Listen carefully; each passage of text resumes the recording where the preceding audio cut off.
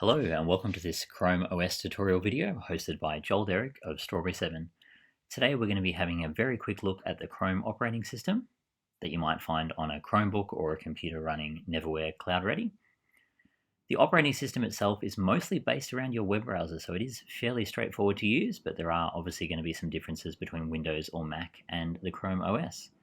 First up, let's look at the web browser, which is what you use to access everything on the internet. It looks fairly standard, as you would imagine.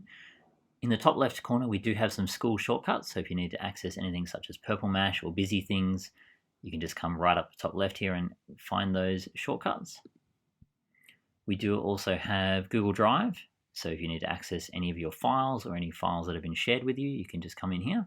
This will look very similar if you've accessed this on another computer before, so a Windows or a Mac. We do also have Google Docs, which is an alternative to Microsoft Word. And as you imagine, it looks very similar. If you have used Google Docs on another computer before, this will look very familiar to you.